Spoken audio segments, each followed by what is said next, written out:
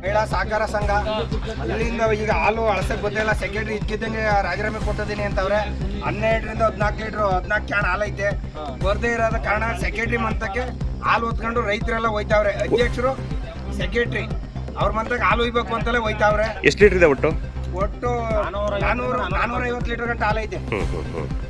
450 litre ಹಾಲು ಇವತ್ತು ಪೂರ ಇದು ಬೋಲ್ಡೆ ಇದ್ ಮಾಡ್ಬೇಕು.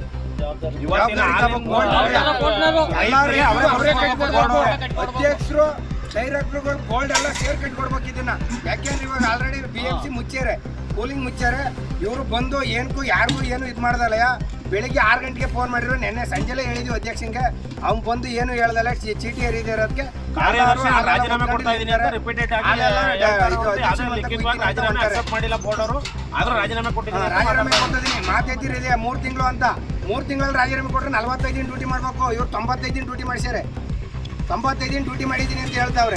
ನೆನ್ನೆ ದಿನ ಎಲ್ಲರ ಗಮನಕ್ಕೂ ತಂದಿರೋದು ನೆನ್ನೆ ದಿನ. ಸೂಪರ್ವೈಸರ್ಗೂ ಸಮೇತ ನೆನ್ನೆ ದಿನ ಗಮನಕ್ಕೆ ತಂದಾರೆ ಇವರು.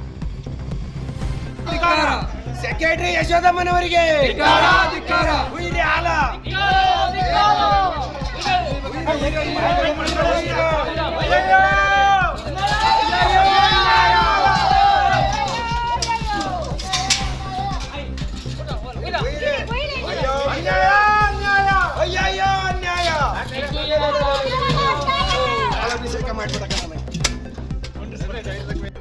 ಇದು ಐಕಾಳಿಕೊಪ್ಪಲು ಮಹಿಳಾ ಸಂಘ, ಐಕಾಳಿಕೊಪ್ಪಲು ಮಹಿಳಾ ಸಂಘ ಡೈರಿ ಇದು.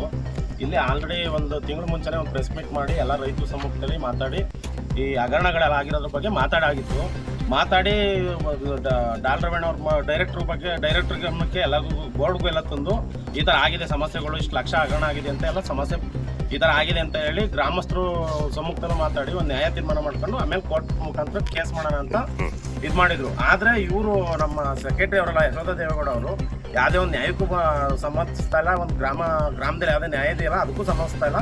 ಆಮೇಲೆ ಇದು ರಾಜೀನಾಮೆ ಕೊಟ್ಟಿದ್ದೀವಿ, ನಾವು 3 ತಿಂಗಳಲ್ಲಿ ರಾಜೀನಾಮೆ ಕೊಟ್ಟಿದ್ದೀವಿ ಅಂತ ಹೇಳ್ತಾರೆ. ಇಲ್ಲಿ ಯಾವುದೇ ಡೈರೆಕ್ಟರ್ಗಳು ಸಹ ಸೈನ್ ಹಾಕಿಲ್ಲ ಅಂತ ಹೇಳ್ತಾ ಇದ್ದಾರೆ. ಅಧ್ಯಕ್ಷರು ಮಾತ್ರ ಒಬ್ರು ಸೈನ್ ಹಾಕಿದ್ರು ಅಷ್ಟೇ.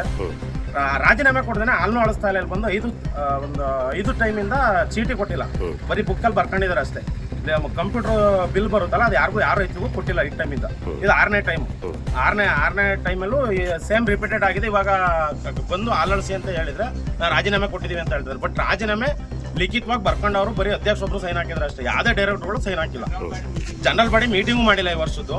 ಜನರಲ್ ಬಾಡಿ ಮೀಟಿಂಗ್ 15ನೇ ತಾರೀಕಲ್ಲೇ ಮಾಡ್ತೀವಿ ಅಂತ ಅಂದಿದ್ರು, ಮಾಡಲಿಲ್ಲ. 24ನೇ ತಾರೀಕಿಗೆ ಲಾಸ್ಟ್ ಡೇಟ್ ಇತ್ತು, ಅದು ಮುಗ್ದೋಯ್ತು. ಜನರಲ್ ಬಾಡಿ ಮೀಟಿಂಗ್ ಮಾಡಿದರೆ ಹಗರಣಗಳೆಲ್ಲ ಬಯಲಿಗೆ ಬರುತ್ತೆ ಅಂತಾನೆ ಅವರು ಇದಕ್ಕೂ ಜನರಲ್ ಬಾಡಿ ಮೀಟಿಂಗು ಮಾಡಿಲ್ಲ.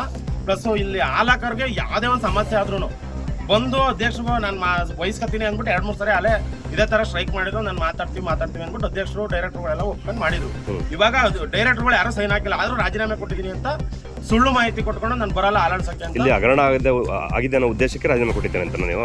ಹೌದು, ಅದೇ ಉದ್ದೇಶಕ್ಕೆ. ಈಗ ಕಾರಣಾಂತರಗಳಿಂದ ನಮ್ಗೆ ಹುಷಾರಿಲ್ಲ ಅದು ಇದು ಅಂತ ಬೇರೆ ಕಾರಣಗಳು ಹೇಳ್ಕೊಂಡು ರಾಜೀನಾಮೆ ಕೊಟ್ಟಿದ್ದೀವಿ ಅಂತ ಹೇಳ್ತಾರೆ. ರಾಜೀನಾಮೆ ಕೊಟ್ಟ ಮೇಲೆ ಡೈರೆಕ್ಟರ್ಗಳು ಸೈನ್ ಹಾಕಿರಬೇಕಲ್ವ ಸರ್? ಡೈರೆಕ್ಟರ್ಗಳು ಯಾರೂ ಸೈನ್ ಹಾಕಿಲ್ಲ, ಬರೀ ಅಧ್ಯಕ್ಷ ಸೈನ್ ಹಾಕಿರೋದು.